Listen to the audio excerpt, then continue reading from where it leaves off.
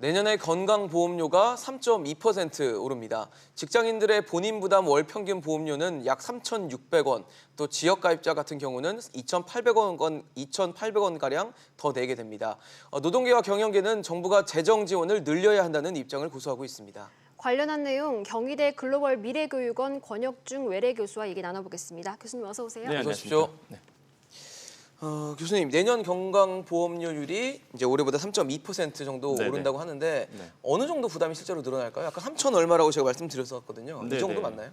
실제 요번이 이제 6.46%거든요. 지금 건강보험률이 예. 또 이제 3.2% 인상돼서 한 6.67% 정도가 되는데, 그 아까 이제 앵커님 말씀하신 것처럼 우리가 보통 건강보험료는 두 가지로 나눠지죠. 이제 근로소득자나 기본적으로 뭐 교직원들 같은 경우에는 이제 당연히 이제 직장가입자로 되어 있고요. 직장가입자 아니신 분들은 지역가입자 이렇게 나눠져 있습니다. 그러면 직장가입자 같은 경우에는 아까 말씀하신 것처럼 한 3,653원 정도가 오르고요. 지역가입자는 2,800원 정도가 이제 인상이 되는데 이렇게 볼게요. 뭐 세전 500만 원을 받는다. 그렇게 된다면은 한 5,250원 정도가 오르게 됩니다. 이게 연으로 따져 보면은 1년 한 6만 원 정도 오르게 되는 거거든요.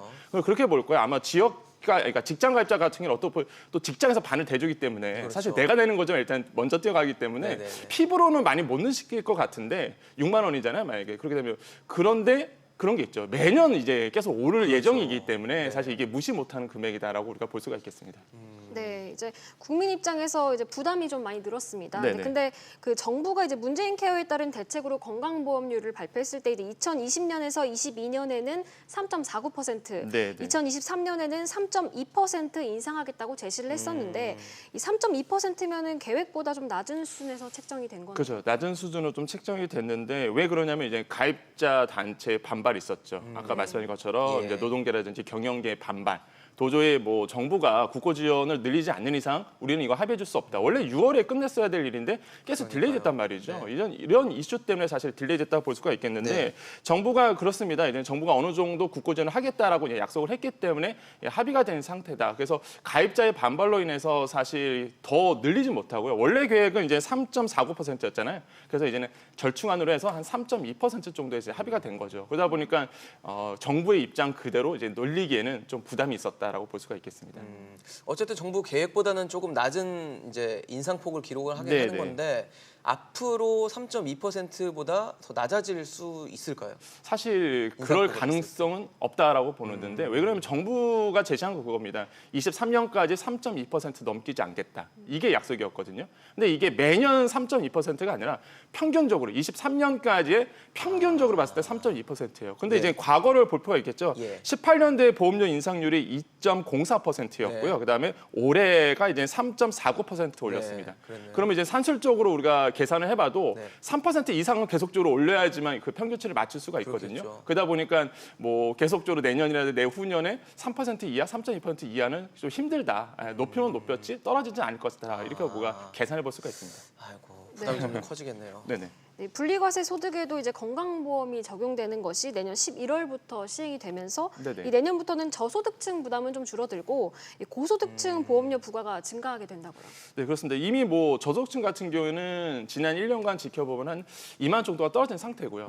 고소득자 같은 경우는 한 6만 6천 원 정도가 오른 상태거든요. 그러한 경우에는 이제 문재인 케어의 어떤 보편적 복지 아니면은 기본적 보장성 강화 이런 부분이 조금 영향을 미쳤다고 볼 수가 있겠습니다. 보장성 강화 같은 경우에는 당연히 이제 비급여 항목을 금여 항목으로 빼는 거잖아요. 그렇게 되면 당연히 재정에 대한 부담이 있을 것이고 그 재정을 이제는 고소득자 중심으로 좀 걷어가겠다라고 이제 얘기를 한 상태고요. 그러다 보니까 이제 고소득자 보험률이 좀 오를 수밖에 없죠. 대표적인 게 이제 분리과세 부분인데 사실 내년 11월부터 분리과세 소득에 대해서 기본적으로 건보료를 매기겠다라고 이제는 이미 끝난 얘기입니다. 그러다 보면은 당연히 이제 분리과세라는 게 뭐냐면 종합소득세라는 게 우리가 5월 달에 보통 내는데요. 그 종합소득세에서 분리과세되는 부분이 있습니다. 예를 들어서 뭐 기타 소득이라든지 배당 소득이라든지 이자 소득 같은 경우에는 사실 얼마 이하의 같은 경우에는 분리과세로 빼주거든요. 그런데 이제 분리과세도 이제는 어느 정도 건보료를 책정하겠다라고 이제는 11월부터 적용이 됩니다. 그러면 대표적인 게 바로 이제는 임대소득이 생깁니다. 그 전까지 2천만 원 이하이신 분들 같은 경우는 사실 이 건보료 책정이 안 됐거든요. 분류가세이기 때문에. 그런데 이제 2천만 원 이하의 임대소득 갖고 계신 분들도 건보료 책정이 되는 거죠. 과세편제 들어오니까. 그럼 무슨 얘기냐? 건보료 더 점핑할 수밖에 없고요. 또 한 가지가 또 금융소득도 있습니다. 금융소득이 굉장히 좀 아이러니한 부분이 있는데 사실 서울 시내 이제 아파트 한 채 갖고 계신 장년층들이 굉장히 많으십니다. 어려서부터 이제 살아오셨으니까. 근데 이분들은 소득이 없단 말이죠. 그러면 이제 자식들이 주는 용돈을 가지고 좀 사셔야 되는데 그 용돈도 금융소득으로 잡힐 수밖에 없습니다. 2천만 원 이하의 이제 금융소득도 이제는 과세편 잡혀버리니까 또 내겠네요. 네, 또 낼 수밖에 없는데 그래서 요즘에 우스갯소리로 그런 얘기를 하죠. 이제 자식들이 부모 세대한테 용돈을 줄 때 통장으로 안 보내고 만나서 현금으로. 현금으로. 예, 우스갯소리로 이런 말이 나올 정도로 사실 정부에서 이런 금융소득에 그러니까 어떤 얘기냐면 금융소득에 대한 기본적인 어떤 정책이라는 이게 잡혀 있지가 않습니다. 그러다 보니까 앞으로 이런 부과 방법을 좀 연구를 하겠다라고 밝힌 상태고요. 그러다 보면은 사실 이제 고소자 중심으로 아무래도 이제는 건보료가 많이 이렇게 오를 수밖에 없는 상황으로 계속적으로 흘러갈 것이다라고 보고 있습니다.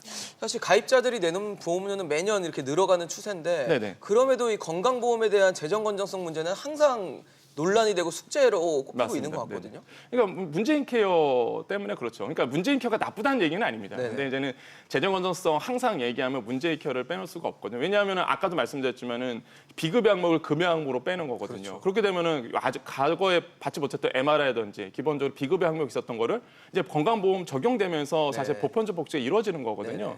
그러다 보니까 문제가 뭐냐면 재정이죠. 그러다 보니까 재정이 좀 문제인데 건강보험료 누적 적립금이 한 2023년 가서는 11조로 줄어들 것이다. 이런 연구 결과도 있습니다. 지금의 누적 적립금액이 한 21조 정도 되거든요. 그러니까 과거에 계속 쌓아왔던 거죠. 근데 이게 이제는 계속적으로 나가다 보니까 한 23년 되면 한 11조 원으로 줄어들고요. 예, 그렇게 되고 또 국회 예산정책처에서 이제 연구 보고서를 냈는데 26년도에는 고갈될 수도 있다. 이런 어떤 경고성 메시지도 냈거든요. 그러다 보니까 이대로 계속적으로 지출만 하다 보면은 아무래도 재정에 대한 건전성이 계속적으로 불거질 수밖에 없고요. 두 번째로는 국고지원금입니다. 그럼 문재인 케어로 이렇게 돈이 계속 나간다 그러면 이제는 국고에서 좀 지원을 해줄 수밖에 없거든요. 나라 돈으로. 예, 나라 돈이죠. 이게 관련 법에 의하면 한 20% 정도는 지원해 줄 수 있습니다. 근데 지금까지 사실 그렇게 지킨 적은 없었고요. 한 15% 정도? 이번 연도 같은 13% 정도 됐으니까 사실 지켜지지 않았는데 국고 지원에서 계속적으로 메꿔줘야 되는 부분 이런 부분이 좀 있거든요. 그래서 재정 건전성은 과연 이 두 측면에서 우리가 좀 바라볼 필요가 있다라고 생각해 봅니다. 네, 그럼 이제 가입자 단체들의 주장대로 건강보험료를 동결하고 정부가 건강보험 국고 부담을 이 법이 정한 수준까지 늘리게 되면 이 관련해서 모든 문제가 좀 해결되는 건가요? 사실 법에서 정한 만큼 올릴 수 있을까? 저는 거의 지금까지 우리가 계속적으로 봐도 그런 적이 없었거든요. 그러니까 예를 들어서 아까 말씀드렸지만은 관련 법에 의해서 20%까지 실제 국고 지원이 됩니다. 한 14%는 일반 국고, 그러니까 일반 회계죠. 국고에서 지원이 되고 한 6% 정도는 우리가 담배를 피울 때 붙는 세금이 있잖아요. 건강증진 기금에서 사실 메꿔지게 됐는데 그렇게 되면은 법대로 가면은 20% 계속적으로 지원해줬어야죠. 하지만 지금까지 보면은 거의 한 15%에 그쳤습니다. 지금까지. 그다음에 이번 연도도 아까 말씀드렸지만 13%밖에 안 됐고요. 그러다 보니까 사실 이게 현실적으로 그러니까 법대로 될 것이냐 그러진 않고요. 이게 예산 같은 경우는 기획재정부에서 담당하기 때문에 기획재정부가 계속적으로 이게 주지는 않았거든요. 그러한 이유는 뭐냐면요. 어떤 얘기냐면 보험료 예상 수입의 13% 정도가 됐다고 그랬잖아요. 그러니까 뭐냐면 여기 함수가 있습니다. 보험료 예상 수입액. 이게 뭐냐면 예, 그렇죠. 예상 수입액이다 보니까 기재부에서 예상 수입을 줄이게 되면은 예상을 잘 못하는 것 같아요. 그렇죠. 예상을 줄이게 되면은 더 적게 지원할 수밖에 없는 거예요. 그러다 보니까 계속적으로 기재부에서는 예산을 줄이기 위해서 예상 수입액을 좀 계속적으로 줄여왔죠. 그러다 보니까 법대로 뭐 20%는 지금까지 지켜지지 않았고요. 한 13% 정도에서 계속적으로 좀 흘러왔다라고 보기 때문에 과연 이게 내년에도 그렇게 될까, 내후년에 그렇게 될까? 제가 보기에는 조금 불가능하다. 기획재정부의 입장이 있거든요, 분명히. 예산을 담당하기 때문에 그렇기 때문에 이게 과연 법대로 될 것인가라는 부분은 좀 회의적이다라고 생각을 해봅니다. 의문이 드는 부분이 있는데 아까 교수님께서 지적하셨던 말씀하셨던 부분 중에 문재인 케어가 나쁘다는 것은 아니다라고 말씀하셨는데 문재인 케어의 성과를 좀 알고 싶거든요. 성과가 어땠나요? 좋죠. 사실 괜찮아요. 어떤 거냐면 이게 건강보험이잖아요. 이게 비급여를 급여했단 말이죠. 그러면 우리가 혜택을 느끼는 건 굉장히 사실 많습니다. 대표적인 게 뭐냐면요. 아마 다음 달부터죠. 이제 전립선. 에 대한 초음파가 건강보험에 책정이 됩니다. 그러니까 남성분들한테는 정말 희소식이죠. 그렇겠네요. 내가 남성 생식기에 좀 문제가 있다, 좀 이상하다 싶으면 검사를 과거 받아야 진료를 되는데. 가고 싶어도 그렇죠. 초음파비가 한 16만 원 나오거든요. 한 비싸네요. 20만 원 이 정도 나오니까. 근데 지금 한 2만 원에서 6만 원 사이면 끝나니까 병원 가서 바로 이제 진료도 받을 수 있고요. 그러면 남성분들한테 이렇게 혜택이 오나요? 그럴 수 있는데 여성분들도요. 이번 연도 한 12월부터는 이제 자궁과 난소 초음파 적용이 됩니다. 건강보험료가. 그러니까 내가 좀만 이상해도 이제 초음파를 통해서 사실적으로 이제는 의료 검사하고, 혜택을 받을 수 혜택을 받을 수 있는 것이고요. 또 한 가지 이제는 10월부터입니다. 이거는 10월부터 이제 흉부 아니면은 말 그대로 복부에 대한 MRI가 적용이 됩니다. 그 MRI 받으면 굉장히 비쌌잖아요. 그렇죠. 이런 것도 이제는 건강보험 책정이 되기 때문에 저렴한 가격에 이제 MRI 검사도 할 수 있는 이런 어떤 복지 혜택이 좀 열려 있다. 그래서 아마 고소득자 같은 분들에게는 내가 받은 게 뭐야 그랬을 텐데 이런 걸 제가 말씀드린 이유가 내가 만약에 몸이 이상했다 그러면 빨리 가갖고 이런 혜택을 좀 누리시기를 권장해 드리겠다 해서 좀 말씀을 드리겠습니다. 네, 이렇게 성과도 말씀해 주셨는데 또 한계도 있을 것 같아요. 한계는 좀 어떤 점이 있을까요? 역시 뭐 재정이죠. 사실 아까도 말씀드렸지만은 2년 동안 3,600만 명이 한 2.2조 그러니까 2조 2천억 정도의 어떤 혜택을 받았거든요. 근데 그만큼 혜택 받은 만큼 재정에 대한 문제가 좀 커집니다. 실제 제가 알리오에서 사실 건강보험 건강 증진을 봤더니 건강보험료 수익이 한 62조 한 1천억 정도? 근데 지출이 62조 한 2,900억 정도가 됐어요. 그러니까 적자가 난상이 된다. 사실 이제 공공기관이 사실 적자, 그러니까 흑자가 나는 것도 사실 그렇게 좋지는 않죠. 왜냐하면 알료가 보면 공시자료가 있기 때문에 다 훑어보면 사실 흑자가 어마어마하게 늘다. 그러면 이거는 사실 예산 집행을 잘 못한 거거든요. 그렇죠.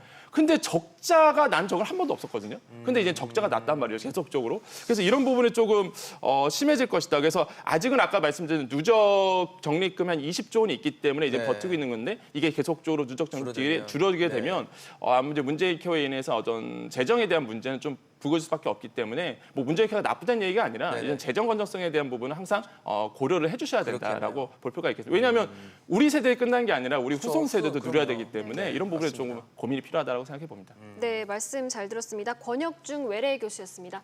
고맙습니다. 감사합니다.